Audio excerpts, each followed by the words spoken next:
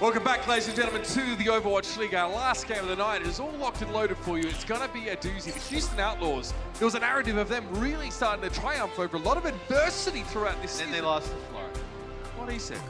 And they lost to Florida. They had a very difficult match against the Florida team who, in all fairness, looked pretty good. But this is how the stage is set. It's stage 3, by the way. So the Justice, as you may have surmised by reading this document and the eliminated graphic next to the name, they're not in playoff just contention. happened, I think, just kind of hearing. Yes, I believe based on the result of that prior game. But, I mean, numerically speaking, very difficult. The Outlaws, though, still in a very good spot. They're on the outside looking in now, but they have some games that are remaining for the stage that you would think are definitely winnable with the Justice and the Defiant. They get to 5-2, they have a very good chance to get in. There's going to be a lot of teams actually, you know, potentially with sort of 5 wins at the end of the stage if all things go well. But yeah, let's talk about this, Matt, because, you know, Houston Outlaws, Florida Mayhem, obviously El Clasico of Overwatch, just like that one was. It was huge, and the Florida Mayhem just looked very good. It went all the way, and the Outlaws were obviously crushed because they just started to build some momentum. What will we see this match? Yeah, I mean, you saw a lot of different compositions from the Florida Mayhem. You saw Zephyr come up clutch in this final fight, which was just chaos. I mean, chaos for like 3 minutes. I thought Florida did a really nice job, though, playing some compositions that they were able to, I don't want to say like shut down Dante Sombra, because I do think Dante was one of the reasons that that series so close. He played so well, but they did a lot of stuff to bother him. Yeah, a definitely difficult one for Houston now. They need this win here. They needed obviously to propel them into the finals. I'm going to say Houston now. Watch me get it wrong when I bring them out to the stage. Let's welcome the Houston Outlaws. 1 for 1. Part of me was like, I bet you if you said that's going to play, mate. Oh no, I got it wrong again. How funny would it have been though if the Justice just erupted from the side and the arena changed. Oh, we got to get you one day with that. The Houston Outlaws, Dante leading them out. One of the biggest parts of their changes, right? Like integrating more Sombra, seeing more DPS. They are definitely, well, at least as far as we were considered, ahead of the curve in terms of what the meta was. There are a few teams catching up, and the Valiant are looking pretty similar with that approach themselves. Yeah, I think what a lot of teams did is they saw what worked for the Shanghai Dragons towards the end of stage 2, when they had Ding playing the Sombra a lot. They kind of looked up and down their rosters, and hey, Dante is a very, very good Sombra, one of the best in the world. You throw him in there. That also allows you to play Linkser, because you're going to play a lot of Zarya, then you're also going to transition over to more damage dealers. So you get some of the players who you thought were going to be your biggest impact performers at the beginning of the year in the lineup, and you're starting to see results. So this is my favorite part. Now we've got one team out, I actually can't get it wrong. It's not possible.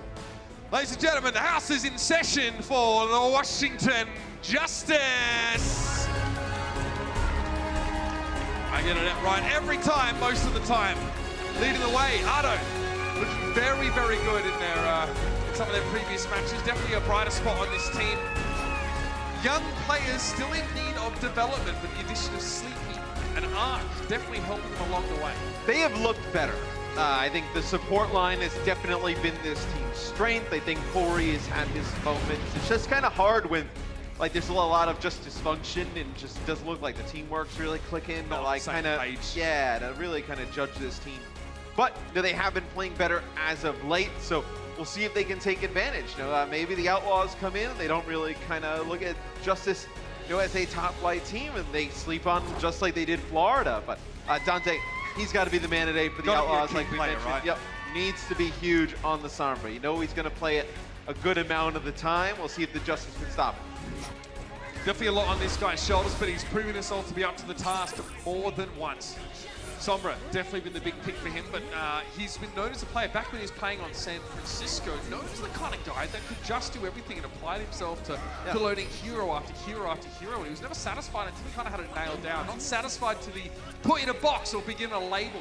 This guy's a jack of all trades. Yeah, I mean, you know, towards the beginning of the year with the San Francisco Shock last year, he was playing the Tracer for them, and he was so good. Like, even when you looked up and down the league, like in terms of statistical, when you watch the games, like you clearly tell one of the better Tracers in the league. It was the map set presented by Toyota. We'll check out what maps going to be in this series. Right, you mentioned earlier today that the map sets can be really, you know, driving you a strategic direction. Oasis, Volskaya, Eichenwald, and Dorado. Eichenwald, I still think, is a map where you need to play a lot of triple tank, triple support. But a lot of the other maps in the series, I think you see a lot of damage dealers in play. Both these teams do not excel here on Oasis. 0-4 for the Washington Justice. The Outlaws with only one victory on this map. Now, do they come out of the gates with something like this? A bit more exciting. A lot of teams trending away from playing the 3-3, especially on some of these control maps. Some teams trending away from playing tanks. Remember what we saw Florida? They ran, I think, Fate on May. We saw yesterday with Seoul Dynasty. Marvel bust out the Junkrat, but 5 DPS we've seen before. But both teams gonna be playing nice on this one. So you'll have Wrecking Balls on both sides. Sombra, Widowmaker, Pharah as well. Nice connection there. In midair by Ardo. Not much they can really do about that. And then there's a great opening by Giannis in general, actually. A very large connection with the pile driver. Pressing the Outlaws from the get-go. Corey with a pick there on the Boink. Boink looked like he was trying to come through the choke. I think this could be a good look for the Justice because you get Corey on the Widowmaker, which speaking with everybody in the league, we haven't seen it that much because he's been playing so many tanks. He's a very strong Widowmaker player, and that's what a lot of people know him for. And then you get Otto on the Pharah last year for the Shanghai Dragons, and they picked him up about halfway through the year. Great Pharah and Genji player. Big brother to the rescue. Muma rolls in. Corey. Jake gets in there. Already Dante was fighting with Sansam and Corey. He's able to get out alive. The Outlaws now back in position. This point can be kind of annoying to retake. It does require a full commitment to get a short-handed opponent off of it. Yeah, but it looks like the Outlaws have flipped the point for the time being. We'll get to see Jake play some Tracer. That was kind of like a hot topic last year, with the Outlaws, who a Tracer player would be. Now there's so many players who can do so many different things, which is what you really like about the Jake, Linkser, Dante core. You need Tracer, and you also need tech-savvy Tracer with the and they can also, as you see Corey, I believe that was just a jump shot over the building there on the Linkser, but Linkser will get res. But I think with those 3 damage dealers, those 3 players, you cover all grounds. These teams are starting on each other quite a bit. A lot of these players are opting into 1v1s that quickly become slanted in one direction or the other when Muma or Giannis arrives on the scene. I don't know about that. Well, the Nanoboost is interesting there. Muma not really needing it. He's not into thinking things here. I guess he's not a great target on the side of the Outlaws for that ability. Sansam's EMP catches 3, but Raucus clinging to life. How do you pin a team down? We were talking about this earlier today, right? Getting an EMP, a good one, sometimes just going for one target. Yeah, and now the Justice makes some changes where they have Otto pick up the Brigitte here. So you're going to play really around Corey's Widowmaker, is you're going to have the Brigitte there to support the Widow, make sure they can't get flanked by the Tracer or the Wrecking Ball in Great play. catch. Look at that, Otto, immediate shield bash on Dante, and he got the combo. Dante was low enough to be able to finish here. Otto was fine. Shield up and stand there. But is there enough damage to flip this? I mean, this is the issue, is that Muma's going to stay alive for a bit. He'll eventually get taken down, but the rest of the Outlaws are going to be here. They can actually contest this and res. They'll res this, yeah, but it's like they were never gone. Like the damage from the Pharah was so massive for the Justice. Jake can get back on and touch this, so you can just keep contesting this. If you're the Outlaws, you're going to get this to 99%. Are you trying to play, I don't know, Pharah against Lynx's Widow maybe is the concern. But then pull out like a Tracer or something like that, like how Houston has done. I don't know if the Brigitte is the right call here. Raucus down to Corey again. This is all predicated on Widow picks so far. Sleepy chiming in for the Bionic Grenade, and the Outlaws are not in any position to contest. But really, from this point on, there's no reason for them to. They need to go and win a fight clean and end the round. Well, let's see what the Outlaws decide to do, because the Brigitte switch comes out from the Washington Justice, and let's see if they feel the need that they need to switch composition, or they're okay with it, because Otto will have a rally here, so look, they're going to have to group up. This Sombra plus Tracer with the Wrecking Ball. Yeah, he's always kind of lingering, Otto, around the supports and around Corey. Is that Corey will end up taking out Dante. He was actually Linkser has 0 final blows on Widowmaker. That's wild. Actually, Dante was hacked there, so was not able to translocate and get out. The Outlaws are at 99. They were well and truly in the lead because of a long stall, but their Widowmaker play is not there. And they're going to be walking into an EMP. As I mentioned, Corey, very strong on the Widowmaker, so they want to put them resources into Corey, the Justice, and see if he can get them at least the first point win. Is Finland's gift to Esports having an off day so far? Not a good start, not the fun. He's able to get rid of it. Clever. But they need to retake the point now. The Houston Outlaws don't really have the staying power of a tank-based composition, but they have to make the play regardless. Dante got hacked. He wasn't going anywhere. Linkster finally gets his first kill of the round. That's a big pulse bomb. Otto caught by that. Dante brought back into the fight. Giannis doesn't even make it to the ground before he gets turned into scrap metal. And now it has to be Sunsum to try and stall it out. He needs to pick his time to reveal himself very carefully. Kazak's down to a pile driver, and Corey has no room to breathe. Muma comes alive in the final moments, and the Outlaws decide to end the round. It's definitely on their terms. Oh, big pulse bomb by Jake. You know, he gets the pulse bomb, picks up another one, and then that starts to get things rolling. Mumo with a pile driver there on a one towards the end as well. Pulse bombing a brick, not that easy. If you get a shield, she can just drop the shield, the bomb falls to the ground, then she puts the shield back up and protects herself from it. So I think Brig obviously very effective against Strikers. I think it's a little bit harder when they're playing like almost 3 with like a Wrecking Ball, like saying, Tracer, Sombra, like... It's like saying McCree is good at Tracer and Pharah, but not both at the same time. Plus again, plus like a Genji. Yeah, exactly. Yeah. Then it doesn't really matter. Doesn't really help you at all. So the Sombra goes here for the Outlaws, right? So you'll have all 3 supports. You have the Rhine, the Zarya, and then Sombra and Flame. What do you make of this Washington comp? Washington with I mean, this comp kind of tells me they want to try and maybe control some high ground. Is you would not really. I mean, you could pick the Orisa and kind of get up in the corner, which it seems like that's what Giannis has done. But like, what is he going to do as like an offensive player from that position? Like, when we get to a view of the point, he's parked in the corner behind the shield with the Ana. So, like, classic. The complexity set up. So if they dive in here, I mean, you're going to be able to get hacks onto Muma, which they do. So he's not able to pile drive, has to get out. Ano is just looking for Jake and no one else. One more air shot will get it done. They lose arc though. However, the trade's there for Boink. Otto follows up. Very risky for Boink to go for that one. Otto is not going to let him get away with it. Very nice Pharah opening here. Dante's forced to translocate. Corey now being accosted by the Wrecking Ball, and Raucus from downrange find purchase with the Ana. They're going to turn this. Yep. It's just really, it's the Sombra, the Orisa, and Sleepy on Ana just trying to get out of the way, but Giannis still in the corner. He gets taken out finally. What they were trying to do is like use Giannis as almost as bait, so they put him there in the corner, and then when Muma would go to pile drive, because that's what you want to do in that type of position. Look at that, big Chungus mode from Muma. They would just get the hack onto Muma, and he's in a really bad spot there. So Giannis now switches off of the Orisa. We'll go over to the Wrecking Ball. So both teams going almost match. Feels very chaotic, Matt. Yeah, Corey now will be playing the Hanzo. So Linkster is still on Brigitte. Wonder if we'll see him switch off that. Dante, oh, Corey just sweeps it. Headshot, okay. Jake's able to find Sleepy though from that high ground. And sees Ardo around the corner. He's going to try and win this one, but Ardo doesn't want to play fair. It doesn't matter. Jake's kept alive by Boink. Corey eventually going to run him down. Sonic Arrow connection and a headshot on to the Mercy right after. That one right there is going to force Linkster out of position. He switched now to the Brigitte.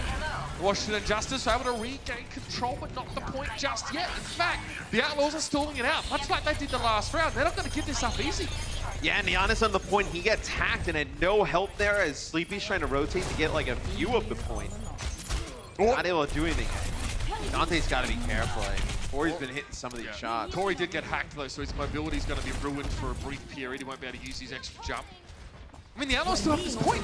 I mean, the Justice are not able to finish the job, Matt. They're finding multiple picks. Ardo's been very good, and yet they've just finally got it now. Finish on Boink and Jake. Ardo dominating the skies. And I think you see, what I think you see now, and I think it's great that fans get to see, is like, when you watch the Justice for their first, a lot of games in the Overwatch League, you're kind of like, they don't really get the 3-3, like they're not really playing it well. But now you're starting to see some of these players play heroes that they play like most, like they've gotten known for, and you're starting to see Corey really pop off, and like the Widowmaker and the Hanzo and Otto put together some good Pharah games. That'll be an EMP here from Dante, but Corey getting one kill on a Linkster, but nobody else able to pick up anything. And look, Ark got forced to land there. He got pretty much put in harm's way. The barrage was already there. Corey, can he stall the ball? Oh! He's just got around, got Point. Look at Raucus gets put to sleep. Raucus will try and ignore him for the time being. The Outlaws been capped during this period. But I mean, you've got to be kind of nervous if you're Raucus. You know you can get picked off with one lucky headshot. I mean, get this. Right now, Corey has 13 final blows for the Washington Justice. Who's the next highest is Otto with 8. He's almost doubled it. I mean, he is playing out of his mind here on the first point. And he's Switching to Brig. Yeah. Well, I hate to see it. It's because he just uses Dragon and Otto's kind of close to the Rocket Barrage, so you kind of want to hold on to that, and also the Bara, just the damage put down on some of these squishies. Do you just need the point now for Houston? I mean, there's not much point stalling any longer. No, yeah, they can keep it going. All right, they contest. Suns up down. Boyk's going to go the way of the weary care of the Rocket Barrage. Otto trying to trace Jake, who is able to get away. He'll be healed up. He's going to try and deal with Jake even more. Links a pulse bomb. Not the connection he was looking for. Going to try and flank around the side. There's still a big EMP from Dante. That will be a game breaker here for the Justice. They don't hold the point right now. Oh, Otto! He was hacked for the EMP! Oh, he sucked down into the both of them in the air. That is just filthy. Dante, evil genius sitting in the corner. Yes, Corey, that was where you were from, but the Outlaws. Oh yeah, you can see Jake was like, cool. I'm struggling. That was a hard 1v1 against Otto, but the Outlaws do triumph in that one. Yeah, that is a tough one for the Justice to lose. They played that pretty strongly. Specifically, Corey and Otto, both of those players combined for 23 final blows, but it's not enough. Houston keeps rolling. Come back with map number 2 after this. The Overwatch League is powered by Intel. Game, record, stream without compromise on Intel Core i7. And by Omen by HP, the official PC and display of the Overwatch League.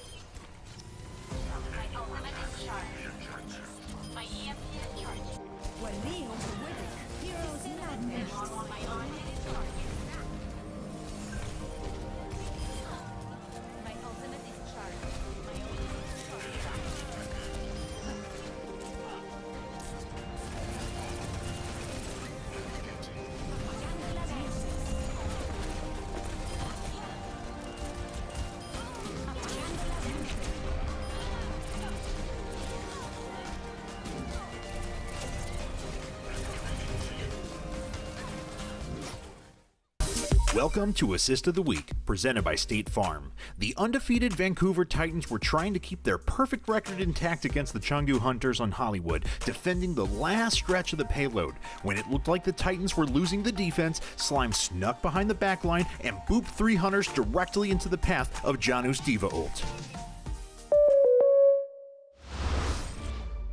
Moments like that becoming much more frequent in the Overwatch League as Lucio play is getting its own boost. However, currently, with these multi-DPS compositions, Lucio a little bit less necessary. Diva, even a little bit less necessary. That first map, Matt, was pretty hectic. A lot of DPS. We saw fire battles. We saw Widowmakers in the mix. Sombra was there. Wrecking Ball. All the things you just, dare I say it, love to see.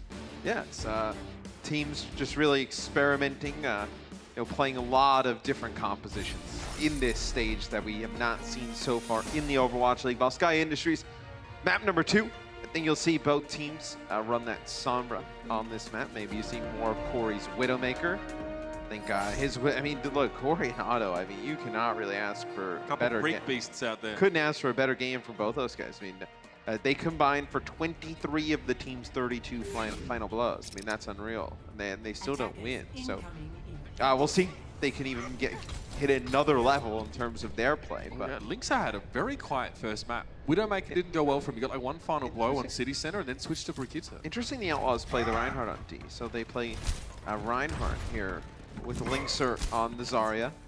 Usually you would not really play the Reinhardt, especially against a team that's going to run some damage dealers. Gives you an inbuilt vulnerability to exactly this kind of competition. Yeah, no, it's exactly what it gives you. What happens next, Matt? Well, Let's see. Corey jumps over the building. Goes for a shot. No, not next. Next, not now. I'm gonna tell you. You're gonna tell me. You're gonna tell me what happens next when it happens. I like it. That's what casters do. Muma and Co forced inside the bunker. This is one of the positions available to you if you're going to be playing a Rhine-based comp. Do not want to stand out in the open air. Puts a ton of pressure on Raucus. I mean, Raucus is going to have to hit like shots against the Pharah and the Widow. He's got to add the healing onto the players like Muma inside that bunker. Ardo was obviously forced to ground himself there. No dessert for you, Muma. Just getting that shield up, and we'll be pressured a little bit here. The healing needs to kick home to that left side. The Justice, if they go for that left side, maybe that's the option. Shut down the Ana. Muma's done a nice job like conserving some of his shield, playing inside of that corner. And Dante just trying to get that EMP, not able to do so. Corey with 2 kills to kick things off. This is where it starts to break down a little bit here. This is why the Reinhardt composition a little less popular on defense, unless you're really feeling good about it. Muma not able to slip away quietly in the night as the rockets come raining down. Ardo will change his angle of attack, and Raucus is in deep trouble. He was a sitting duck. Just one rocket was all that was needed to get the job done. The Houston Outlaws with a little bit of a sub-optimal composition. Washington exploit that, and now we point A, take it. Yeah, with how good Washington was with the Widowmaker Pharah on control, even though it doesn't result in a win. You still play composition here for the Outlaws on defense that allows the Justice to continue to play into their strengths. So we'll see if Sansam can hit a big EMP here. They got to get a fight going on the point first, though. Sansam revealing himself on the point there. EMP, big connection.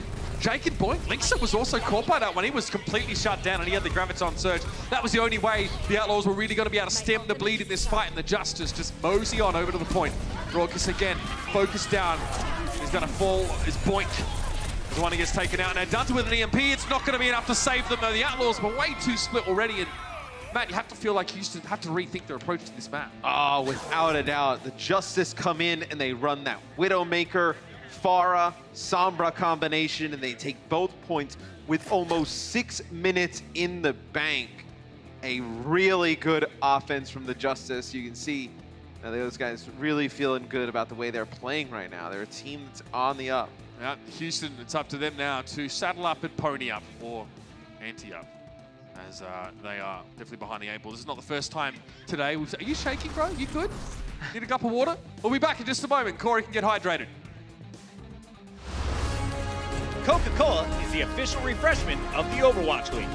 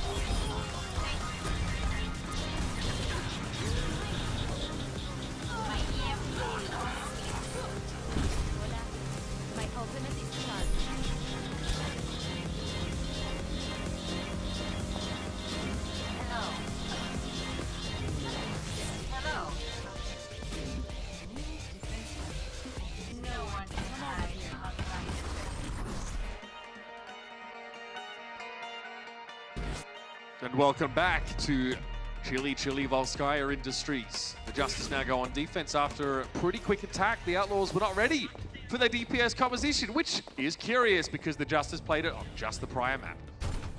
Man, you were in a mood today. No, that was anger. I wasn't angry. That was anger in that delivery. I just wanted, I was really interested. I wondered if I'd go in and they'd go like the set play, because I'm happy though. The one thing I hear about you all the time is that you don't show enough emotion. So I'm happy you're finally displaying some. We'll have a conversation about this later. The Outlaws come out. They'll run the double sniper, the Sombra, on offense here, so it'll be interesting. I think it's harder for the Justice to make this work on defense. Sure. I think that's why teams don't play it on. Would you rather see like Winston, yeah, Sombra? play like Winston, Sombra, like Sorry in that situation where I think this playing the wrecking ball with the snipers on defense, like even like almost what you saw from London earlier with like they were playing like some Arisa on defense with the double snipers and the damage dealers. I think just wrecking ball, just kind of like the nature of the hero, it's much harder to play on defense, especially in a map like this. Oh, Jake. Challenging Auto there. Auto hacked though and is forced to just play around the corner now. He can't climb those yet. You can't climb those walls yet, mate. You are hacked. Corey finds Linkser though, and I guess that's how these compositions work. You're playing a pretty fragile comp, glass cannon kind of set up on defense here, so you need to get picks. Your snipers need to find their shots. Ardo's been kind of focused down, allowing Corey to do work from the back. No one's really looking at him. Corey has had Linkser's number in a lot of these Widowmaker duels, right? I mean, like every time I see Corey's name in the feed, it's just the headshots as well, nailing them down. So, and we've heard from a lot of people, you know, even at the beginning of the Overwatch League, like, hey man, like what should we look out for Corey? You know, playing in Overwatch League, a lot of the different heroes he has in his pool. They're like, man, his Widowmaker's really, really strong. And I think you're seeing that tonight because we have Linkser. Like, I mean, that's kind of what he's known for, right? The Widowmaker play. Tell you what, mate, it makes pretty decent barbecue chicken as well. Another one here is we're gonna get the res on the. No one. Boink. Oh yeah, you just like how. Yeah, you I literally Like, when did Corey cook you a meal? Yeah. I ate his cooking. It was a bit salty. The potatoes were a bit salty, but apart from that, it was good. Shout out to shout out to Corey, when you go watch the VODs, you'll know. Just take a little salt out of the potatoes. I know he got graded down on it. It's fine. Brent helped him as well, so Brent could have tried to poison me as well. Ardo taking a couple hits here. Jake getting closer to that Dragon Strike. And oh, there it is. All right. Ardo trying to play whack-a-mole, and unfortunately the game eventually got the better of him. Boomer rolling. Ain't no one in here hating though. Dragon Strike to that high ground. Arc is down. The DC on Sansa will end this one pretty quickly, and there it is. A trickle becomes a flood. And the Outlaws get point A. And they keep some ultimates here as they go into point B. Jake really the only one who uses the Dragon Strike, separates some players off. Got a kill on a decent with it, yeah. Super worth. So now you'll have Infrasight, you'll have your EMP. We can take a look at this Jake 3K. So Sonic Arrow plus the Dragon Strike, next arc, the D-Max, beautiful shots there from Jake. The Jake So is in my house at a respectable hour because he's a wholesome boy with Dragon Strike. You have an opportunity to snowball this just like how the Justice did if you are the Outlaws. Now Jake goes over to Brigitte, gives him a little bit more staying power on the point. I feel like I've seen this before. Sansa hacked and just going to take a lot of damage. Dante comfortable just to stand his ground against this. I mean, that is super good value. He's got a Link's been Auto as well. Yeah, while before he gets back in the mech. Now, Sansa's able to remech here. He's back in his mech. Boomer just getting through a lot of those mines. Kept up through that one. There's a lot of mines on the point in general, actually. And that's why the Justice aren't playing on the point itself. But the Justice have used everything, and the Outlaws know it. A Corey with a first pick. They'll have to burn res on this. Links are back in the fight, but at what cost? Dante now, you know, he's thinking about it. You know, we had to do it to you. That's the EMP. Only Giannis and Auto are caught by that. They can't even kills on him yet. Giannis was able to roll away by the looks of things, or waddle as he was hacked. And Links are just trying to play as far forward as he can. Not easy to find good angles here as Widowmaker, I imagine. Jake is down though. He's been put in the brig in this Houston Outlaws pirate ship. Links are staying on the Widow, hoping to get value out of those picks a little bit more now. Infrasight popped immediately. One tick for the Houston Outlaws, but Raucus is down now. Moomer gets much more dangerous from him from here on out, but he knocks Sleepy off as he rolls through. Link's able to find Ardo, and look at this chaos ensues, and the Outlaws look to capitalize. Yeah, and they slipped Giannis behind enemy line, so he's going to have to just roll back onto the point as soon as he gets up. You're going to have the nano boost go on to Moomer. Makes him a little bit scarier, getting close to a second tick here for the Outlaws. Here comes the pile driver arc, knocked into the sky. Sleepy off towards the side. Moomer's only thinking about dealing with supports right now. He does not want to get slept, and now he's looking down the face of two supports. He'll have to back up a little bit. Sleepy being healed, but not enough, apparently. Minefield, pile driver dropped down. Ardo was able to get to the high ground, though, and Hanzo avoids scrutiny for the time being, but the Outlaws are sat on the point here. 3 minutes, 10 seconds, and that should be enough. There might be a trace it. No. They didn't miss much, gang. Linkser with like 4 straight eliminations there towards the end, where the Outlaws complete point A and B, but still the Justice are in control of this match. Big time difference. They have almost 2 minutes more in the time bank than the Outlaws. Quite considerable here. See how things turn out now as we head into extra innings as the Justice lead by about 2 minutes 50.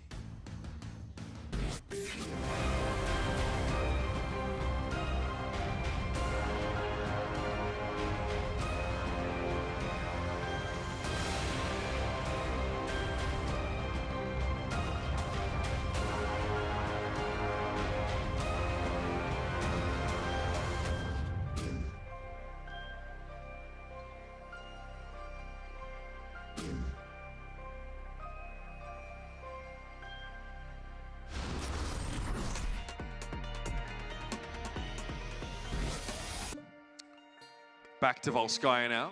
Both of these teams, decent attacking forays here. Let's have a look at Lynx's performance towards the end of that round. I was just saying at this time, hard to find good spots as Widow here, man, but Lynx really makes the most of it. Yeah, it's just the same angle that Corey took before. You just get a great angle of the point. It's players just kind of scatter all over the place. It'll be the Justice on defense when we get back into the game. Nice, there you go.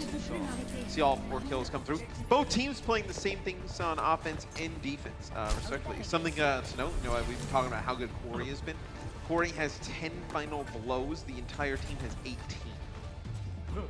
So still, there's still good kill contribution amongst them, but a lot of his final blows are on Widowmaker, just kind of like one-shot, headshot type of a limb. So it's really a lot of solo kill contribution from him on those. Jake does know that Corey is up on the top right-hand side. He can't really chase it though. He's trying to control space, and he's trying to take control of the top side of that bunker as well as he can. Hanzo, unlike Widow, can find a little bit more up close, because you mentioned it earlier today, Matt, because of that storm arrow, spewing arrows. Rumor's down though. Ardo definitely assisting there. What does Jake do now? He's still locked in this this epic 1v1 with Jake for most of this map, but Jake gets Corey, Ardo gets Lixa, Hanzo's onto Widowmakers. Jake with another. Oh, he gets 2, Jake! Stunning work, but Sunsummer's able to answer now. It's just Muma and Dante on the point. Raucus a little bit out of position here. He's going to try and heal from this little safe spot. It's a good spot to be, but eventually his team's going to have to leave him. He's going to get staggered. That was actually a really, a slightly funny sequence of events that works out well for the Justice. Is Raucus actually sleeps Arc up on the high ground, and Muma comes rolling through his Wrecking Ball and knocks him off the high ground into the res onto Otto, like onto the point. It's quite interesting as the minefield comes out from Giannis. Giannis then going to go into the back line, put some pressure on the Lynx. Yeah, that minefield is covering the entry, but the Outlaws have already got past that one. Oh, Giannis was put to sleep, and he's taken down. Lynx is able to just get the damage in onto him. With Giannis now missing, you have to think the Outlaws can proceed now a bit more confidently, especially their backliners. Yeah, with Ardo going down. Lynx a decent angle to get here. If you want to fall to that self-destruct, Jake can't be pleased with that one. Corey. Oh, Corey! Eluding Linksa, then finds the shot. That's insane. Now I don't care if he goes down there. What a beast. I mean, look, they nano boosted Corey during this fight as well. So you kind of know the resources there pumping into him now, where you see the priority in their team. The Outlaws should cap this point, at least get a good way towards having done so here. Yeah, and it's all clutch. You have Otto coming back on Tracer, Sunsum in as well. Oh, wow, what movement just comes in like a bat out of heck. I guess I could say that. Giannis taken down by Dante. They want Muma sleeping, surrounded by his minefield though. A lot of night lights for the Wrecking Ball. You usually don't like when like 2 or 3 players come back and fight this, but in this scenario for the Justice, with such little time on the clock, that forces some ultimates out from the Outlaws. They have to use Dragon, they have to use the Nano, they use Minefield. Infrasight here as well. So Muma will play Winston, so maybe he'll get one of these solo. The Lynxer's going to play D.Va, so going to play the Winston D.Va here as Lynxer, obviously not a flex tank, but we've seen him play some D.Va in the past. Same with Dante if he wanted to run it. He play everything. Corey way out of position. Caught out there. Maybe they didn't expect the Outlaws to come through so fast with that Lucio. The Justice just can't keep up in terms of speed, and Sleepy is trying to avoid Muma. Nice Valkyrie from Arc there. That was really timely. This is definitely the part of the fight where you need to be everywhere at once, and that healing from Mercy is just not enough. 2 by 2 into the Arc, they say, but all 6 of the Outlaws are trying to deal with that airborne threat, the Mercy. You're the Justice. You're the Justice. Just get this one to OT. Still have a ton of time in the bank. As Sansum does have a self-destruct. If Giannis can touch the point, he gets booped back, but Sansum able to get a touch. Raucous friendly healing now, sees the self-destruct come down just in time. He's able to duck towards that right side room and stay alive. Overtime now is ticking. The Outlaws boinks him with a mighty grenade here. He needs to stay out of sight and stay alive, and he's able to do so. He gets healed up with a repair pack, presumably, or Raucous throw a grenade. Either way, this is looking good now for the Outlaws. They're able to push through. Otto taken down. Not even a healing of arc enough. And the Outlaws, rough start. And I think with that first pick-off onto Corey that really kind of spirals this final fight for the Outlaws, I think Corey is so far forward because he didn't expect Linkser and Muma to switch to Winston D.Va, because you really have not seen Linkser pull out the D.Va really at all. When they switch those players on the tanks, it's always the Ryan Zarya. This time they pull out the Winston D.Va, they get right in his face, he didn't expect it. As much as we talk about, and hype up a lot of these teams are adopting, multi-DPS compositions, often 3, you still see even the Outlaws, even the Valiant, they do have to eventually switch back to that default setup, especially when they're running out of ult, so they don't have an ult economy to build up. They realize if they don't switch, they can get trapped in a loop where they're always going up against far more powerful abilities. It's just going to get the job done. If they can't find picks, their ultimates won't help. So just like how I was mentioning with the last time the Outlaws were on defense, I kind of referenced that the composition that we saw the London Spitfire run a little bit earlier in the day. That's exactly what they come out with now. So they'll have their own double sniper. This time they don't play ball. I mean, you can make it work on defense. I think it's just way harder to play around. So you play the Orisa. It also gives your Widow an automatic leg up. And look, Supercharger with the double snipers. I mean, it's a really nice ultimate to have. So bring the Orisa into play, get it set up on the high ground, gives Linkser a really nice vantage point to play from. So Linkser will play on the left side with the Orisa shield. On the right will be Jake on the Hanzo with the pocket from Boink. So that's how the Outlaws are going to split their forces. And this is going to force the Justice to make a decision. Do we dive on the Orisa? Probably not. You can, though. You can. If the issue is that when the Orisa gets dove on, a lot like how we mentioned earlier today, I mean, that's how it kind of got broken, is that there's, a nice shot there from Linkser on a Sun, but there's not like that big damage that you get scared about. Like, remember when teams would play this like kind of set up on Horizon Lunar Colony, and it was like, well, you can dive the Orisa up in the high ground? Well, it was very scary because they had a Junkrat there or like a Roadhog. You don't have any of that like really like big burst in your face damage here. The Justice dived that right side to create diversion. Yeah, they lost Sun immediately, but Corey found a bit. Linkser, look at that. That's creative positioning. He's going aggressive, but he's putting to sleep. The Sandman have come. And Linkser down, care of Arc. The Caduceus Blaster to claim the Widow this time. Ardo, careful. Link's away, Dragon Strike now. The Outlaws, the Justice weren't committed to going that way. So they're able to avoid the Dragon Strike. Maybe a second or two later, that would have been a very gainful Dragon. But now the Justice can start to converge. Muma's going to keep that shield up, but someone has to step up and defend the point. That was a headshot. Oh, that could have been a finish. Corey just needed a melee attack, and it would have been over. And somehow, this is getting turned. Beautiful there from the Outlaws to finish that one off. As Corey tried to get an angle, he gets taken out. Otto goes over to help him. Otto in a battle against Jake and Dante. Jake is very low.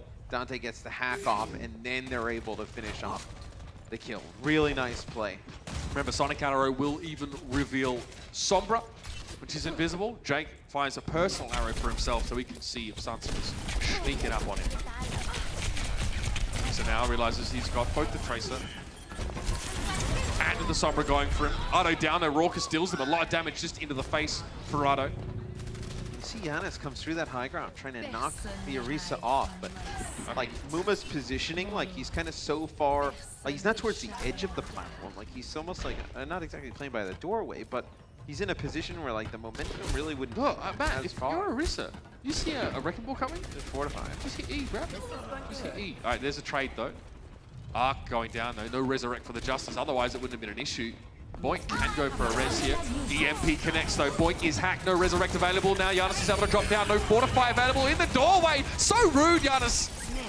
On another delivery guy. He's put to sleep. As Raucous is able to back away, but he and Boink just go over the edge. They know this one is done. They're happy enough, Matt, shaving a good 3 minutes off the clock here for the Justice. They needed to do that if they wanted to have a chance at this map. And I wonder if the Outlaws stay with this as we go into point B. Point B, there's not really like a good high ground for Muma to put the shield on. I mean, he can sit in the corner, a lot like how Giannis did on Oasis. You can play like that. You can sit in the corner, you can wait for them to try and come in, and then Dante could hit like a big EMP on the point. That's a big pick. That was from extreme range as well. My ultimate is charging. Corey hit that from way My back. EMP is charging. Links are brought back to life. Reasonable, I guess. So Corey now entrenches himself early in the point. I think he's been spotted. That hold there will hold Giannis in place, give some damage and EMP. Oh, Corey thought about repelling. He can't. He cannot get up there onto the high ground, and now he needs to just try and hit the shot. And Jake just had, well, a higher rate of fire. They're not able to do anything after that first pick by Corey. And the Widowmaker battle is like 10-4 in favor of Corey in the head-to-head. Like back and forth right now. So It's a shame we didn't see this guy at All-Stars. No, changes for the Justice. Otto probably switches over to Brigitte here. So, yep, here's the switch. So they're going to play Winston, try and get behind this Orisa shield, put some pressure. So you're still going to hold on to the Orisa because Supercharger is such a good ultimate. Like, it's a fight-winning ultimate in a lot of categories, in a lot of fights. I think after this fight, though, you'll see Jake probably like use Dragon, Muma use Supercharger, try and get away with just using those two, and then they're going to switch. You'll probably have Brig and Ryan come out for the Outlaws. Jake doesn't fire such a, I guess, short-range Sonic arrow unless he's waiting for it to come in. But yeah, he sees the Winston dive in, so he lets the arrow go. That's super smart, too. He's actually, so he's lining it up with Muma's body in the corner because he knows they're going to dive Muma, so just shoot the arrow. And if they don't dive Muma, which they didn't there, so credit to the Justice, they see the big angry dragon, they back away. Muma there can just sit and get damage and get value with the Supercharger. Dante, nano boosted once more. Looks like they're trying to build up a quick EMP. A bit of a band-aid solution here, trying to end the fight. Dante finds Sansum. He has to translocate out. Sansum is quite a ways away. He's at the opening, so he has to walk back in. Nano boosted Giannis, though. Raucus is in deep trouble. Great bubble given to him, though, and immediately Boink is ministrating to him, given that healing. Dante is hoping the Justice will converge on the point, but it's just Sansum and Giannis. Yeah. The rest of the Outlaws were too busy peeling, it looks like, for Raucus. That EMP just didn't have anyone to follow up on it. Ardo's shield's up in the corner. Muma can't just stand there and try and drill through his shield. So now, it's going to be bunkering time. Giannis goes over the top here. He's going to force it. Links and especially Raucus to back up. 55 seconds remain. Here's the Graviton Surge, and this looks like it might get the job done. The Washington Justice pull out all the stops, and it's just as well, because they managed to get the map completed. But they had less than a minute left. So that's where things get kind of spicy. Both these teams will have a chance to go and run it back. It's going to get close one way or the other. 1 minute remains for the Outlaws. 1 minute 50 for the Washington Justice on the playthrough. Stick around. We got more Volskaya coming at you.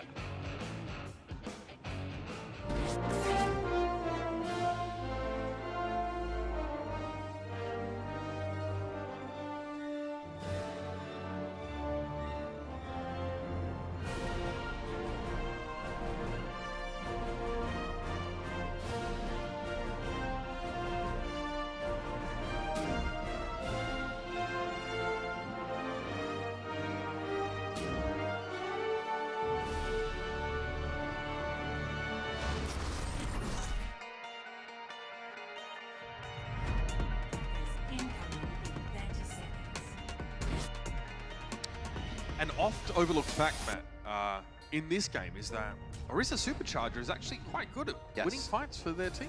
I mean, it's one of the more impactful ultimates. I guess like it's because it happens in a lot of fights where you're just kind of like not really expecting the other team to come back. It's an ultimate that just kind of, you know, you can use it on its own and it's good enough to push you over the top in a pretty fair fight. The Justice continue to play the Wrecking Ball on D, so they'll play Wrecking Ball here yet again. Sansum will play the Diva. Oh my god. He is crushing. Dante just got completely... I believe he actually gets hit with a Sonic. They fire a Sonic in like that exact choke. And I mean, you should expect there to be a Sonic set up though, so I don't worry about that. Corey's also revealed by Sonic currently. He's going to grapple away, so he at least can have a peek as advantage. 31 seconds. Houston definitely delayed. Oh, Jake. Great collapse from the Justice. I mean, this is really how you want to use this composition, Matt. Find one of those isolated targets, ideally a sniper or someone with low mobility, and do that. Otto was almost put to the same kind of sword, but Corey... I mean, this guy's so good. This guy's so good. Corey gets another one. Linksa has to be resurrected again.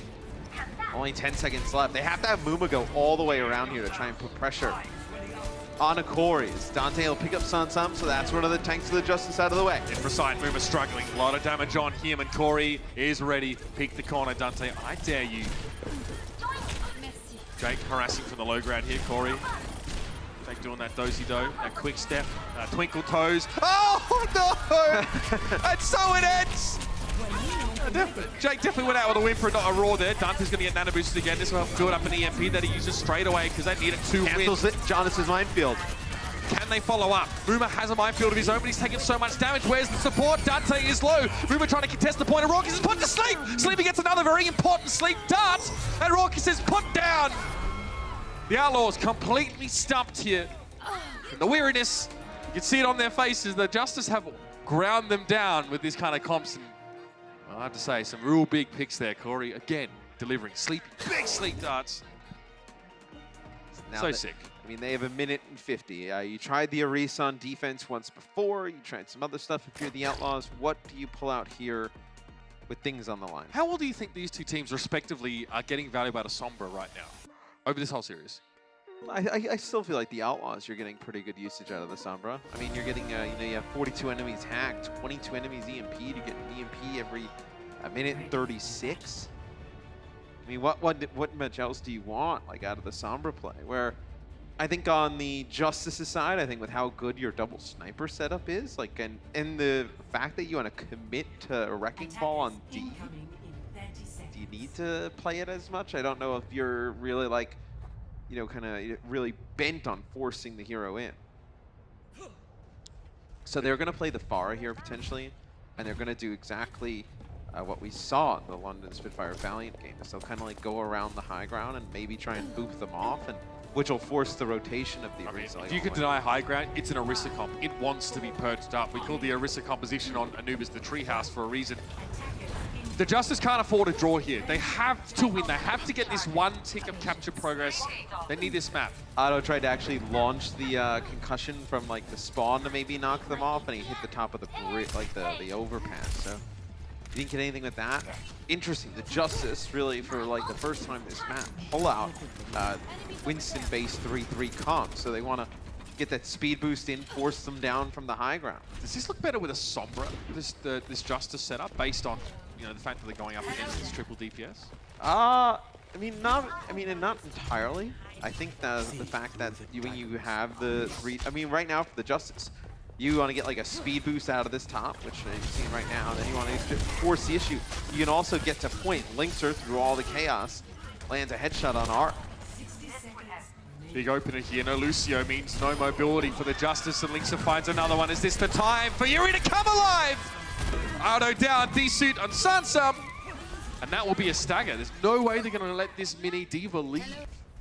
And do you stay on this if you're the Justice? Like, are you getting a Graviton Surge in the next 38 seconds in this fight? Like, Corey will switch off, but now they've been playing so good around Giannis's. I mean, if you're willing to commit that much to the Wrecking Ball on defense, and then you're able to hold, why not just come out with it on the offense? Matt, a draw here is as good as a win to the Outlaws. Yeah. They need to win one more map in this series, so it may as well be a W. You play these tanks, you allow Dante to start farming up his EMP. Jake accosted here by the Sombra. A little bit overwhelmed, definitely overstimulated. Don't blame the guy. Doing a lot of 180s.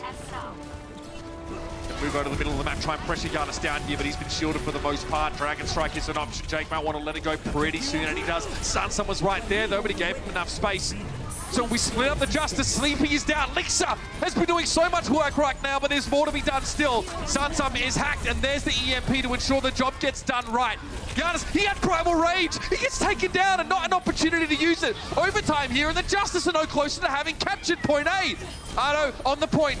Arc has returned, but Linksa has so much space, so much freedom, so much lethality. What a finish!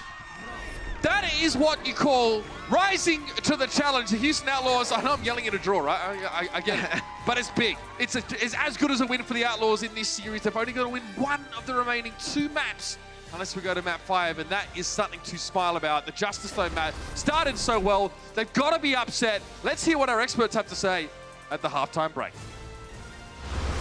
The Overwatch League is brought to you by T-Mobile, now connecting 99% of Overwatch League fans. Catch your league on America's network, T-Mobile. And by State Farm. Whatever life brings your way, State Farm is here to help life go right.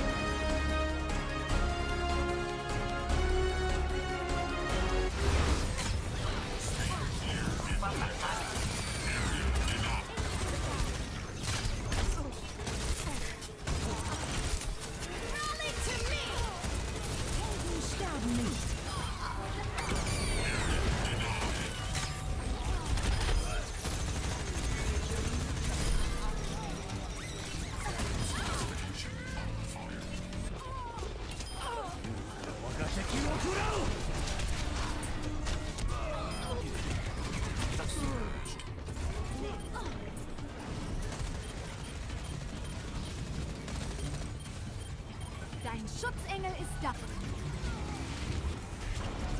Messer at high. Used to leave me. I'm back for it. No. I ult.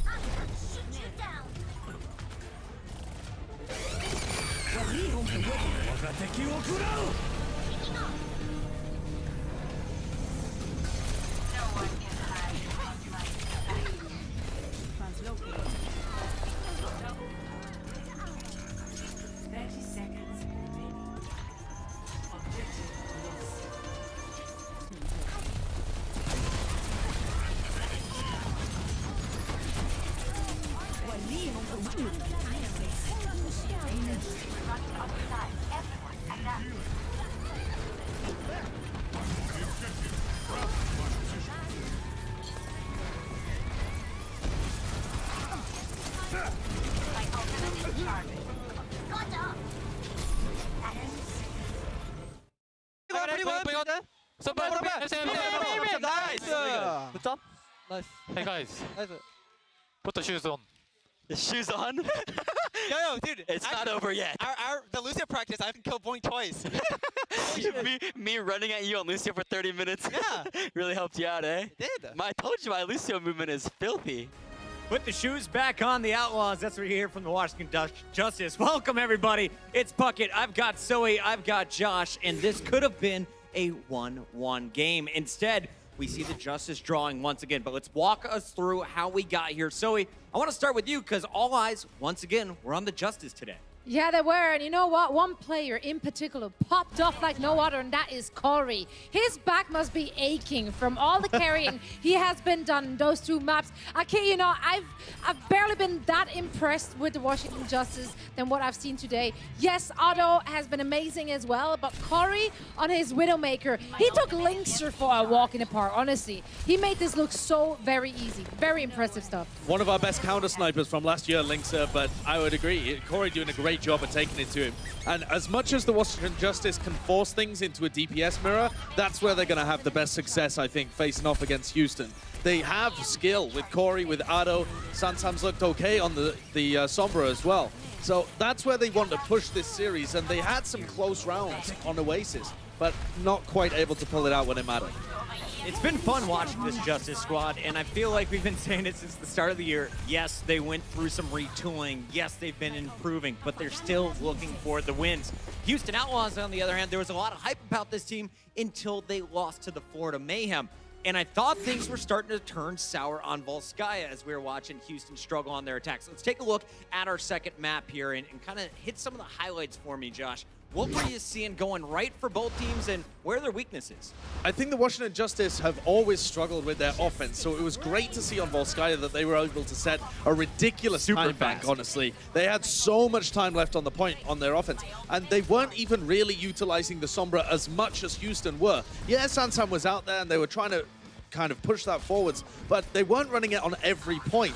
Whereas the Houston Outlaws have really been relying on the snowball potential. It was mostly, like you were saying, Zoe, Corey hitting big shots, Ado being able to put people in their place as well, and they rode that momentum. That was where the issue in the end was. It was Corey making space. It was Otto and Corey both getting those first picks, but then it was Washington Justice which failed to go in aggressively. They did not actually execute on getting those first elims. They were not able to actually go in for the team fight. They could have had point A, I think, in the first OT round, fairly off the bat, because Corey got a kill instantly, Otto got the second kill, and then Janice and Sansom just didn't go in. So the lack of follow-ups was what was breaking Washington Justice's back. That's something that we've seen all the time from this team as well. But here's some stats of the Widowmaker. You can see here that Corey did actually get the better end of Linkster. I would really like to see Corey in a Widowmaker meta where he can play this all the time. Something that really fits his strengths, because he hasn't been impressing us on Zarya, but we know that there are heroes that he's capable of having star performances on. I mean, look at these numbers. The difference in time play, 11 seconds. Definitely in favor of Corey. So the question I have for you guys, do you want to see more snipers in the second half? Do the maps allow it? I think so. I think, especially because Houston are going to be playing a lot of the DPS kind of focus, that with Dante in the roster, they're not really going to go back to playing traditional triple tank, triple support. So that opens up an opportunity for Justice to say, well, hell to it, we'll just play DPS. We'll play as much as we want, and you have to match us. So I think we're probably going to see a lot of it as the series goes on. I want to see more snipers. You too, Zoe? Oh, absolutely. All day. And Jake on the Hanzo? Yeah, give me more of that in the second half. Before we go to that second half, though, we want to give you a lesson. Right now, we got a special treat coming from your own Joshua Sideshow Wilkinson. Okay, we're going to run through one of the primary reasons that teams are running so much Sombra in our State Farm alt economy. So this was the setup when Houston Outlaws were attacking. They're running this composition with a bunch of DPS and Dante.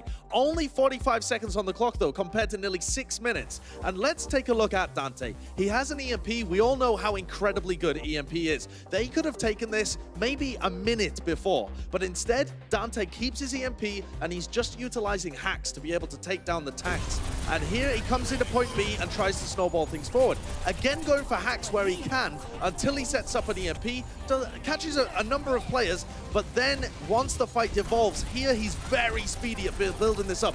Look at the ult charge. He hacks Janus, tries to get as much ult charge as he can, pressures Ado out, and then farms Sansam for the final amount. Make sure to hack him so he can't disappear, gets that EMP up, and then he's able to deliver. But what I love about how Dante plays is he doesn't rush the EMP, he plays for those hacks first, and make sure that he has the EMP for the big pivotal fight. You hear that, guys? You don't all have to hit Q together. You can save it for the next point. Please do that tonight when I hop on my matchmaking games. For now, we're going to take a break. We come back. It's game 3. Will Houston be able to take another step closer towards their playoff berth? We'll find out after this.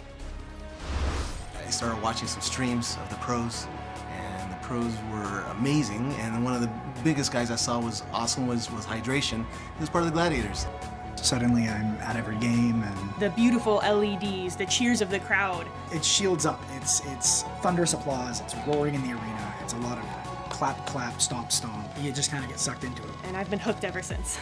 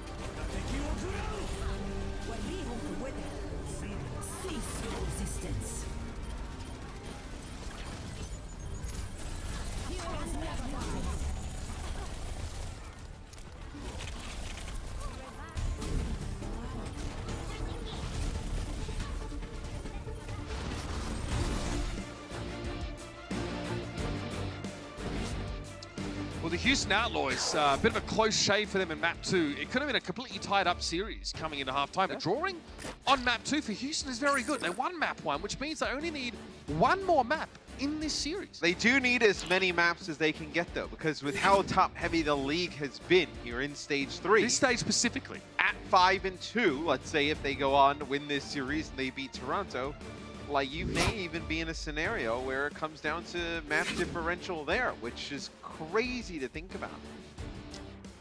I mean, there are some teams, yeah. I mean, there are some teams who are 5-2 that just should be in every playoff, and maybe one. Vancouver is one of them. I mean, it's kind of been the, like 4-3 has been the cutoff, like for your like 8-9. I feel like this stage though, there's maybe a bit more of a gap there between those top and those not so top teams. I do think it's like a, okay, so when you have like the, like really like kind of goes on goes, like triple tank, triple support against each other, like I think there's an opportunity where some teams like can kind of, you know, win some fights, get something rolling, you know, start to combo some ultimates. Not against like the top teams, but in the matchup of like those middle teams, right? But then when I think you play like a ton of Sombra and a ton of like these wacky compositions with more damage dealers, I think that's where like your middle teams start to separate. Sure. And I think that's what we've seen so far this stage. Eichenwald, a map which, you know, if you've been following Houston, been a fan of Houston, they only really recently sort of tried to push DPS sort of comps on this map. In the past, they really like to play that 3-3, but a reinvention of... Somebody will win. Both teams without a win on Eichenwald, which is kind of crazy. Yes. Somebody will win, unless neither team catches point A, which I find very unlikely based on these two setups. Yes, I don't think that'll happen. Uma contemplating. This is how he achieves his Zen before. Wrecking ball on defense for the Outlaws. I mean, quite interesting. You have the overpass to get, like, you know, you can a lot better pile drivers and then here. have grappling hook up after, I guess. There's a lot of good buildings for it. You can use, like, the kind of center structure, center building to kind of going around. I mean, the clock tower thingy? Yeah, it's Farah Widow for the Justice with the Summers. Linkser is actually all the way back by the spawn, so he actually goes back to the spawn and brings out a Widow of his own. Uma, oh! He just pancake flopped onto the ground and started sleeping. Great dart from Sleepy. It'll be easy to cast him if he wasn't as good at using that ability. I wouldn't be calling it out, but that's not how it's supposed to be. Jake and Boink trying to flank a little bit here on this Spyro combo. They want to stay out of range of Widowmaker here. Corey has his head turned in their direction. Oh! Wow, Sunsum's head. He was slept there by Raucus, so Raucus kind of returning the favor. They get Giannis as well, so the Outlaws able to stabilize on D as Luma gets a pile driver and the choke.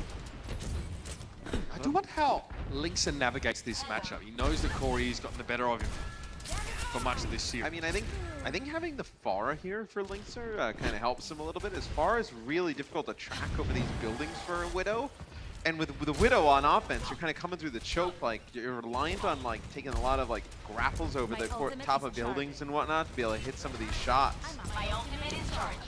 Ardo, again, mostly looking towards Jake here, occasionally checking to see what's on the ground, worried about, you know, Linkser just peeking. Oh, they got point. Jake, yeah, can't be happy about that. He has to back up quite a lot. Now it looks like the gates might be open. Linkser takes a shot from above and he doesn't want to challenge right now. Corey is taken down by Dante though, and Dante looks like he was quite far forward and then translocated back to the rest of his team. He's going to hack that health pack, so Raucus can use it a bit more. Jake's in trouble though, barrage immediately. Ardo doesn't really fancy any of the pleasantries here and thought about the blaster. They're going to go for it though. They're going to EMP plus Nano onto the Wrecking Ball. He's still capturing the point even though he's sleeping. Easy job, my life! Snorlax, return! Giannis gets off the point. Still 2 ticks for free. Corey drops down here. He doesn't know where Linkser is. He doesn't connect though. Jake descends. Looks like he must have known that Corey was looking elsewhere. Oh, Hardo gets caught there. Just in the heel. Not a headshot, but Linkser's got a good spot to do damage now. And Giannis is hit by a Bardic Grenade, so he's just going to try and get away. Oh, he can't make it. The EMP from Sansam doesn't connect with enough players. He doesn't connect with Muma, allows him to just grapple around the corner, drop down a minefield. How brutal is it for Washington if they get full held here after such a tough second map, which they ended up drawing?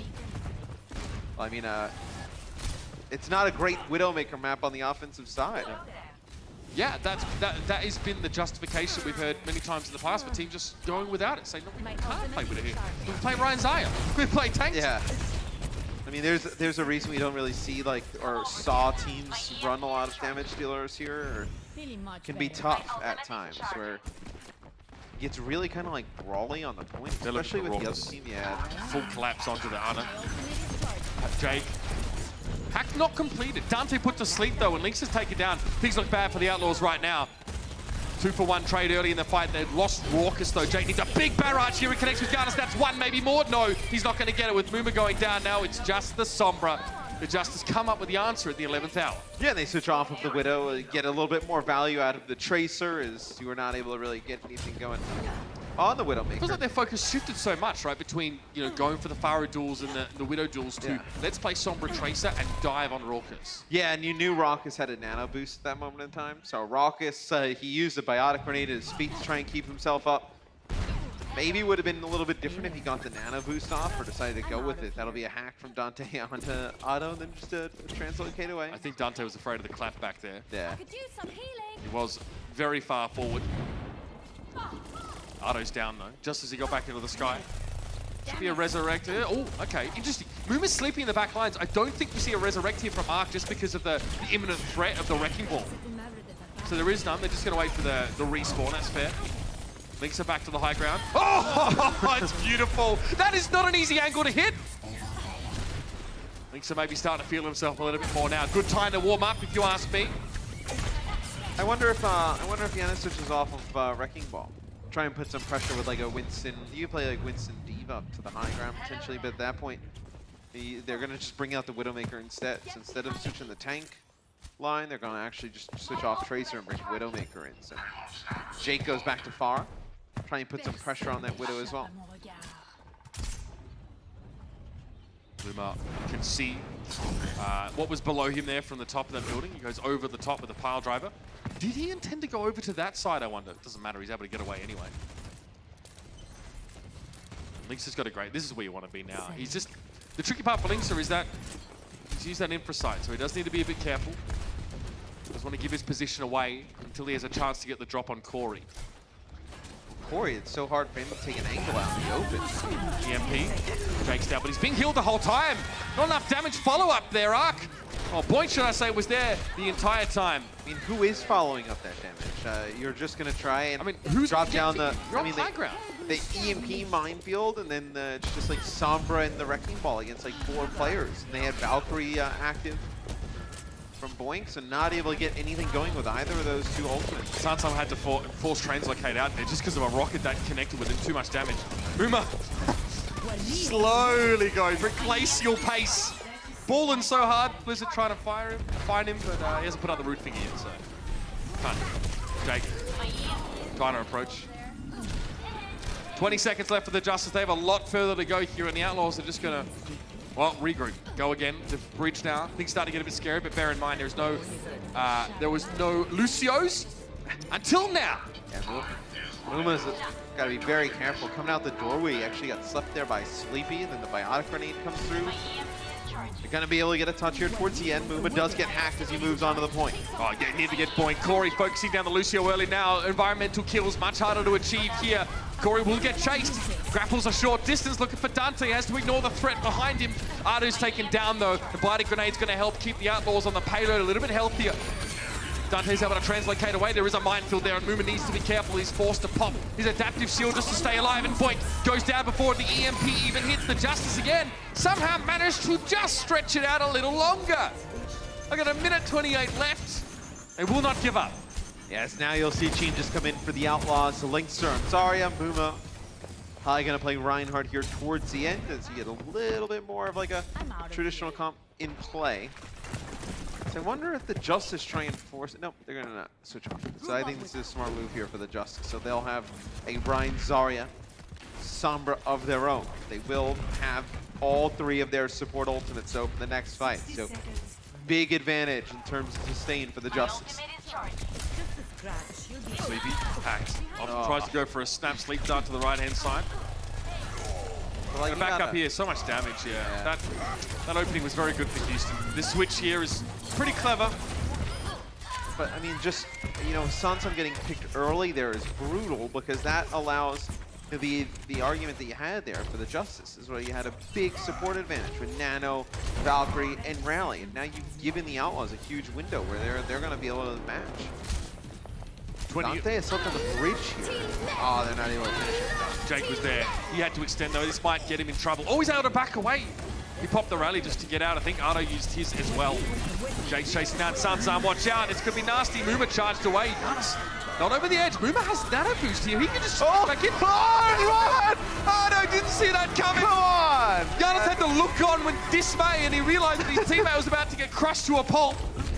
Now the Outlaws turn around. Boomer had so much damage to mitigation. I don't know what was being hoped for there, and that's a 5-player EMP. Giannis taken down by the Fire Strike. Starts him off to the side, trying to stall things out, but now force the translocate away. Corey, he'll step up to the plate next and chase down Raucus, won't find his target, and will be accosted in the side room. And that should be it, really. Just the dregs here and nothing but the Justice are brought to a halt. Muma's laughing on stage. That's ridiculous. He gets charged with Nano all the way back towards the Justice spot. He knows what he did. You know. And then he charges all the way back, the long range. Hey, listen, I'm going to let you finish, but I'm going to go back to my team. Otto probably had no idea what hit him. We'll see what happens with the Outlaws offense after this. Coca-Cola is the official refreshment of the Overwatch League.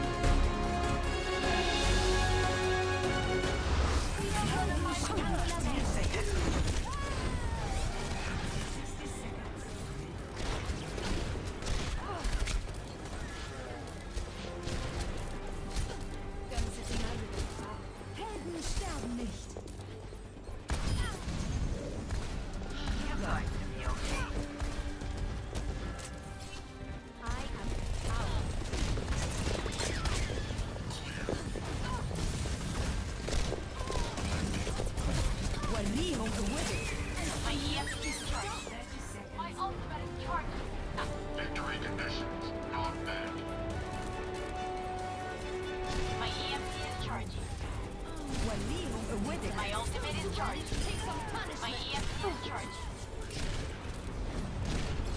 Hola. Apagando las luces. My EMP is charged.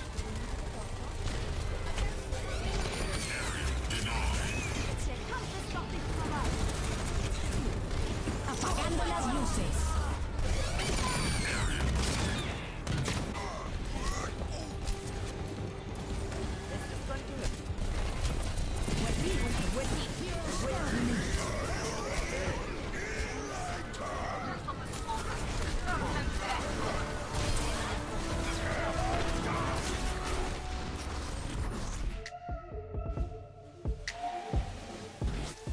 Oh yeah, that was a great highlight there as Boomer charges straight back after getting nano boosted. Gotta respect a bloke who knows what he needs to do. I mean, there's only one way he could have played that. But go vote for the Shanghai Dragons. SP Award now on Twitter. Yep, their winning moment, their first win. It was wild. I mean, there are people crying in here. Yeah, it was wild. in New York XL jerseys, ironically enough, and oh, you're calling them out. Yeah, they were in New York XL jerseys. Also, I mean, hey, let's give the NYXL jerseys. Let's give the Dragons an award for winning their first game in the Overwatch League. Sounds good. All right, that was a good moment. Go vote for them. That was a good moment. Go vote for the Overwatch League moment on the Esports. Linksa has a peek, has a bit of a squiz. Nothing really to be seen. Muma goes in and he's dead. Yeah, I think it was, yeah, he got hacked. I think he was trying to get Jake to bait Ardo and Ark into a battle. Maybe he would have taken a shot from spawn, but now he switched to Tracer. No nonsense here from Houston. The Outlaws trying to poke a little bit. Oh, and they got a big kill there. Sansum not translocating, not getting out of the way. And you lose to Sombra. I mean, that's huge. You're going to be way behind in terms of EMP charges. They did give Muma slept behind enemy lines, but nobody follows it up. Nobody able to help Sleepy. Yeah, Giannis is trying to keep pressure off of his teammates at the point by rolling into the back line here. Jake needs to hit another one of these. Ardo's been very good at those aerial shots. Jake's definitely had a tough time matching him. They've allowed Sansum to get back in the action too. This is really good for the Justice. Yeah, Raucus pulse bombed. Jake looks like he has to turn tail. And Lynx is not going to get much done either without the Wrecking Ball to sort of stir things up. So, all right, Houston, back to the drawing board. You know, last week we casted the game where it was the Florida Mayhem who were able to take out the Houston Outlaws. This game kind of feels eerily like similar in the fact that, like, you know, the Outlaws are having their moments, but they're letting the Justice hang around. The Justice are playing well today.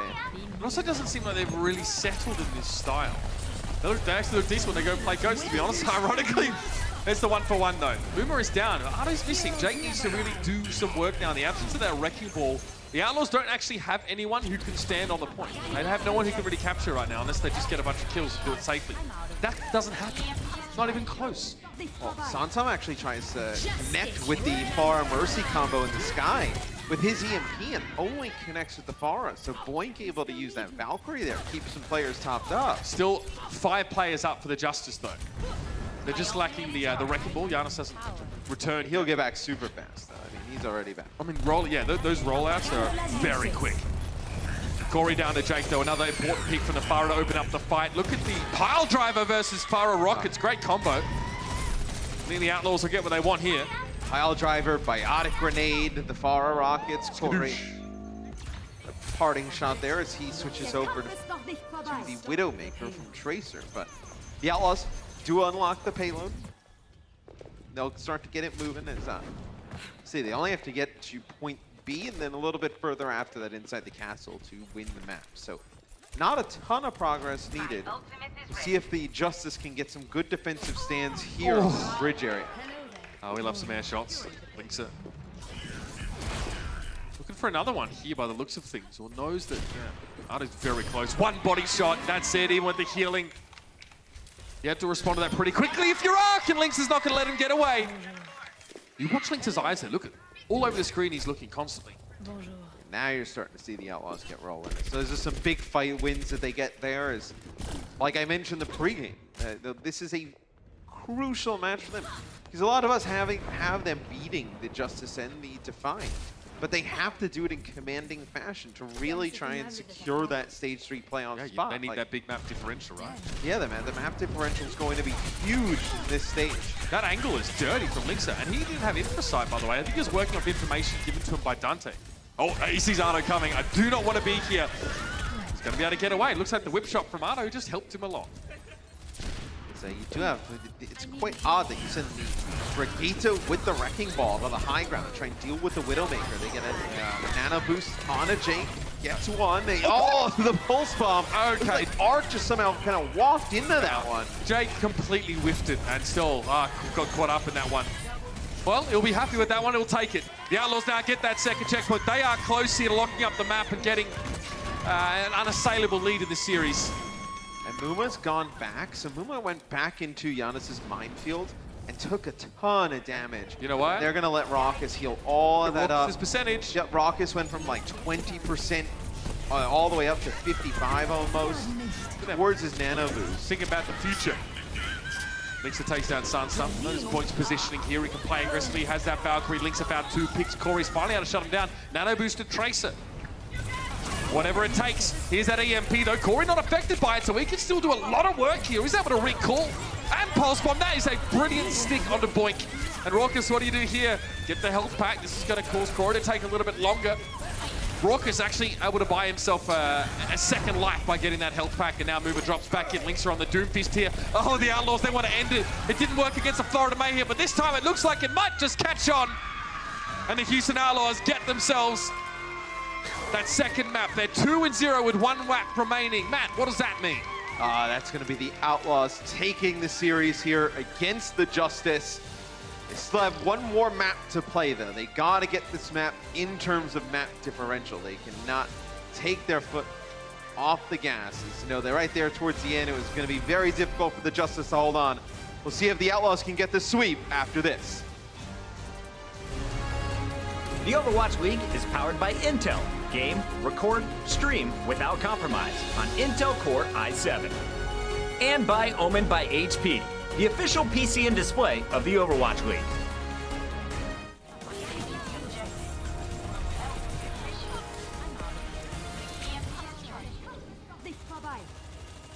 Justice.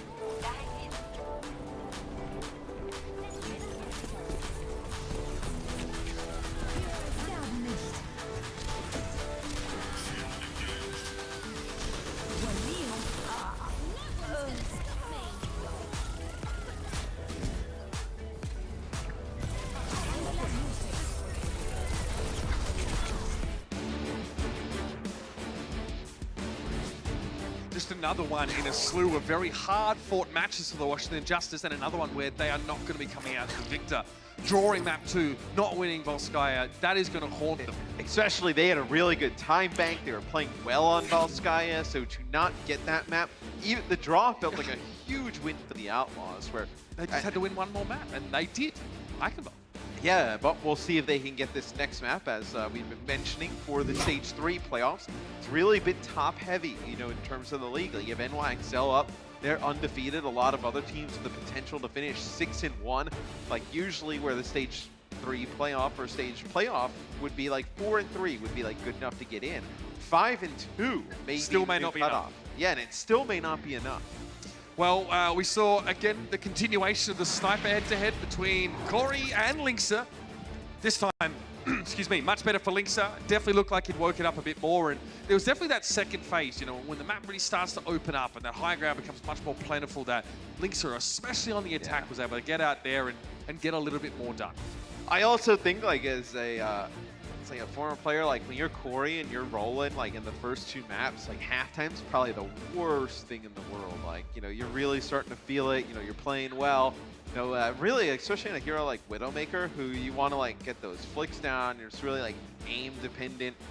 Really tough to be taken out of the game, then go right back in. We do have a sub here for map 4 for the Washington Justice. So we have Stratus, they'll come in for Sansam, so take over in that flex tank. Well, you can't call it like flex tank anymore, Stratus right? is a DPS yeah, he's player, going to come in and probably play some Sombra. I mean, they have not played any Diva at all whatsoever. Got a nasty Pharah on him as well. Yeah. Plays a ton of stuff. Yeah, the Sombra's definitely an option. I haven't really been keeping up with his streams if he's been doing them to see what he's been working on specifically, but he comes in here in a series that, for all intents and purposes, has a victor decided. I mean, but the Outlaws, they really need to get going. They really need to get their skates up. Look at this, the 6-13 for the season, the whole season. This stage is, I mean, it's been kind to them. Yeah. So you expect Stratus to come in, probably play the Sombra, since that's what Sansam was playing the entire time. And sure. I know he had some up and down EMP, so why not give Stratus some? Got to give him some reps. Yeah, for sure. So Wrecking Ball defense setup looks like coming out. I think there's a lot to be said, though, for your Diva Outlaws player to be able to play that Sombra. That's pretty important. I mean, some teams, like, for example, Rhea on the Spark doesn't like playing Sombra, or doesn't like, you know... You don't even see teams go back to the Diva anymore. I'm like trying to even wonder, like, is it just like kind of like a safety thing where you have the Diva player in there if you can play Sombra, which is just like a nice to have? Where are you going? Or is it like necessary still? Corey just baiting his teammate into a couple frags here. Jake gonna struggle. He's actually hacked right now, and this man is frightening. That man is frightening.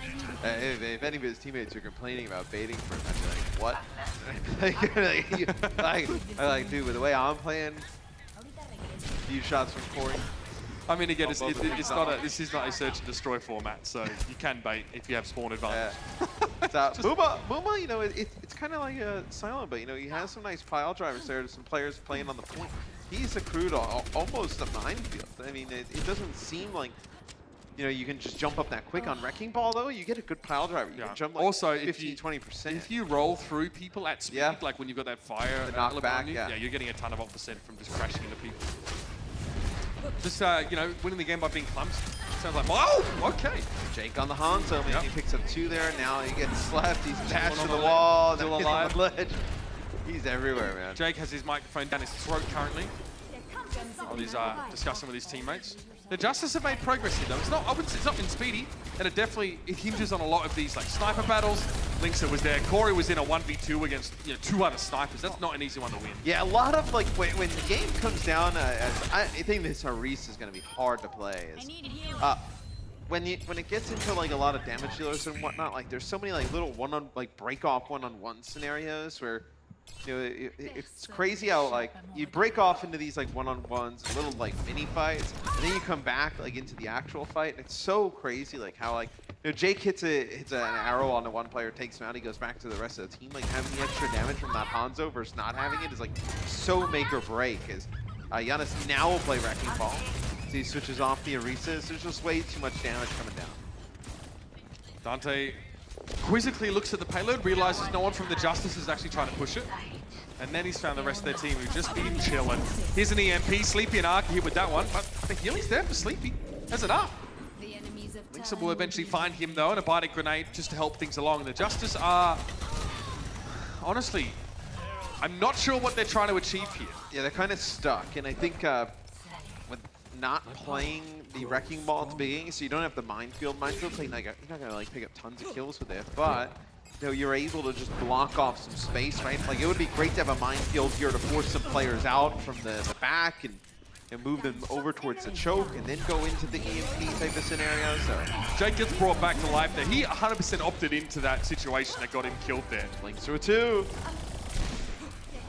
Remember, just a charged body shot and a melee will kill a Tracer if you're a Widowmaker, so you don't even have to hit the head. That's why Lynx is just trying to get some damage on his opponent, Ardo. Okay, well, Justice, it's been real. But you have 45 seconds to come up with a way to get to point A here. And right now, you look like you're looking for picks. Playing that TDM style. And Boink pops Valkyrie here. So Muma was low, he was slept on the cart. They pop Valkyrie to make sure he's alive. Oh gosh, yeah. I mean, that's rough. You use the EMP when you lose a pivotal player. Nano Boost now used on Muma, who's going to charge up his minefield even quicker now. There was one placed on the payload by Giannis, but the minefield's all well and good, but look at Jake. He's in your house with his bowstring drawn. And there was a hack that went down during the EMP that comes out from Dante, and he's able to pick up another kill. So they got nothing out of the EMP. They've almost given an EMP to the Outlaws by using their own. As things have really fallen apart for the Justice here in the final match. Yeah, not an impressive display. I think that's being fair to them here. Dante just pulls the plug on that one, gets out with about 80 health, and he has an EMP here. Sleepy goes the nano boost on Giannis. Giannis rolls up. With a squad out, that's a hack, a manual one here onto the Wrecking Ball. Dante being pressured down, he goes for an EMP here, and Muma just brings the hammer down. Big pile driver, the finish kill on Giannis there, and that will do it. A woeful push from the Washington Justice. As Jake was like, I even see the Outlaws like talking to Jake was like in their spawn on top of their building for like that whole defense, and nobody went up to like do anything about it. Like he was picking up, you know, 2-3 limbs at a time. Washington were playing what the Tracer, right? So that's not going to get on that building. The Widow can, but you want to challenge that close? The Hanzo from Jake puts out 31% of the team's damage there on defense. Real big plays. Jake, looking good so far.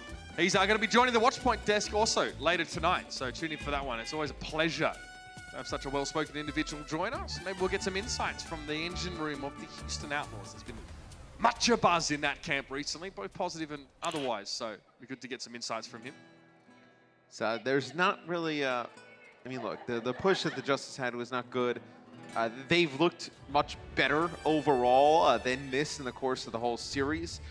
It's just this is going to be a very difficult defense to put together. You see where the box of victory is.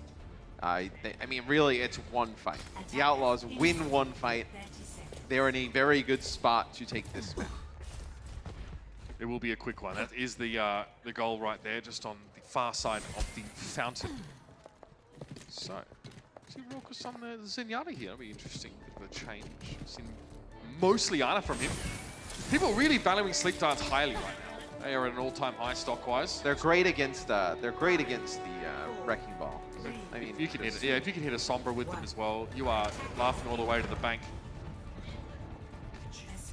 Muma hit with a sleep coming out of the spawn, so slow your roll there, big fella. So you know, it's actually kind of crazy. On this map, you know, Raucus does not have an enemy slept, and you have 5 sleeps for Sleepy. So putting in the work is Jake will pull out the Ashe here. No, there's no one got to Raucus on that. Yeah. You'll play Ashe with the Genji in play. Maybe we get to see a little nano boost at the top. Jake's mentioned this. He's not really the first to do it. We've seen it from a couple plays. What? Young Xiaolong. Oh, Dia even. Yeah, we're starting to see Ashe kind of creep in, where I think it was kind of hard to figure out like where her place in the meta would eventually be, like in terms of like, you know, she kind of holds the same spot as like Widowmaker. Yeah, it's super niche, but a few kills going in way of the Outlaws here as they're putting some pressure onto the Justice. Interesting coppers in a brick, Farah, Widowmaker, with the Orisa set up here. So the Outlaws go for some dive action. Plus, I suppose Ash for a little bit more of the hit scan pressure and sort of force a way out of it. Ash generally does not win out against the Widowmaker at all. No. I mean, that's where she definitely loses out, right? But I think she's good, though, against the Pharah. Like, Pharah in that, like, medium range. Ash with the damage boost can, you know, take care of her pretty quick. There it is. The one shot right there, honestly. What an important pick as well. Jake has definitely talked about this, but you're the first time we get to see it. I mean, when you've already won the series, why not? They're going to get a Bob. Oh, and Link's a Genji. Makes me so happy. Everyone talks about his Widowmaker, but Creation Esports, Link's I remember the Genji times. Ardo forced back here. Link's are pressuring down. Jake not really able to do much about that Orisa setup here. He wants to get the supercharger, but there is a shield in the way.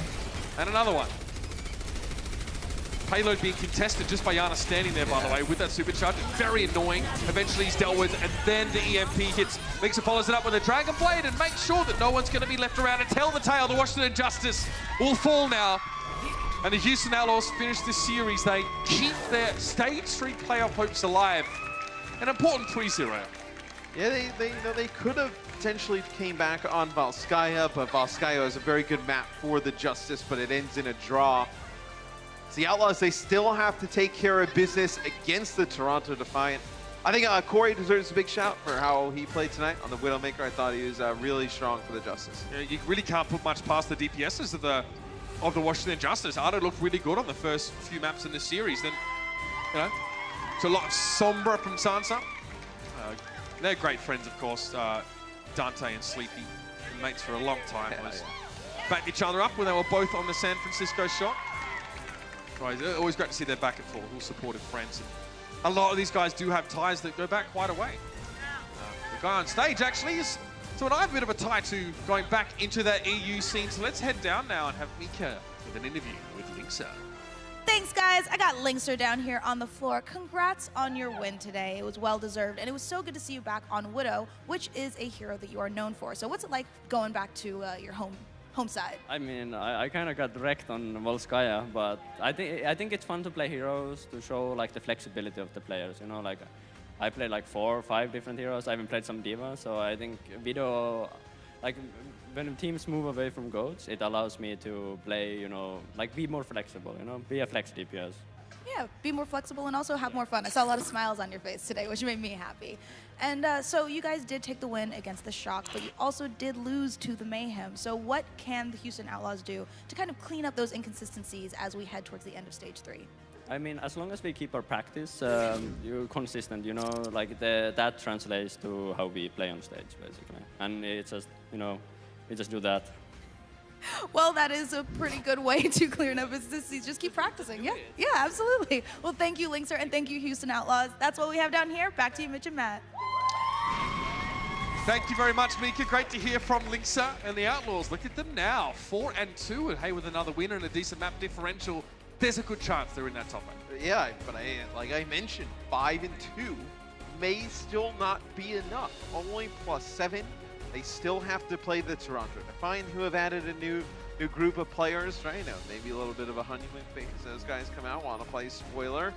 It's gonna be tough for the Outlaws to get in. It just shows how like competitive and top-heavy Stage 3 has been. I mean, like we only have 9 teams in the positive of map differential. We have 6 teams with 1 win or less in this stage. Yeah. So the converse is also true. We have a lot of teams with maybe only 1 loss or so. So that's how it all stands here, heading into Stage 3. Still much still to be decided. Let's have a look at our player of the match, presented to you by Omen by HP. It is Jake. I give it to him today. I think it looked very, very good on those first couple of maps. Look, that pulse bomb was great. There was one on Eichenwald that Ardo just, that Arc just stepped onto. I'll pay that as well. The Hanzo looked good. He had some tough assignments, Matt, having to go head-to-head against Ardo's Pharah. He navigated these situations really well, and it came into his own, definitely in these maps here. He came up in a lot of clutch scenarios, like the pulse bomb on Oasis that we showed, like that was to flip a point. You know, some Hanzo plays on Volskaya kept them in, and I think the Hanzo is the one thing you looked at for the whole night, and you're like, yeah, that looked really, really strong. No, picking up 2-3 kills at a time on the Hanzo. It's good to see Jake back playing a lot of these DPS. It's a lot like how Linksa was saying, it shows they can play a lot of different things, be really flexible, and I think the Outlaws with Dante, Jake, and Linksa have 3 very capable players in those roles. Yeah, things are looking up for the Houston Outlaws in general. More to be done before this stage is over. But that's all for the games today. Stick around though, because Watch Point is coming up right after this. Jake's going to be there. We're going to talk about Mangachu coming to the league, and of course the LA Valiant looking hot to trot here in stage 3. That was all coming up right after this on the Overwatch League.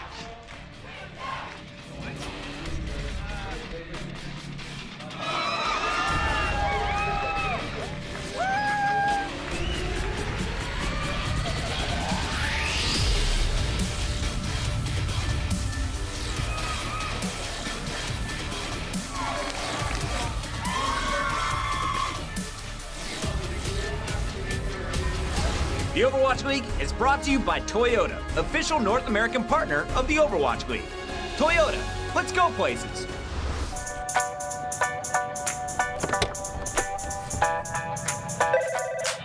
Hey man, what's up? You need anything for today? Nah man, I think I'm set. Big day today, man? Yeah, huge.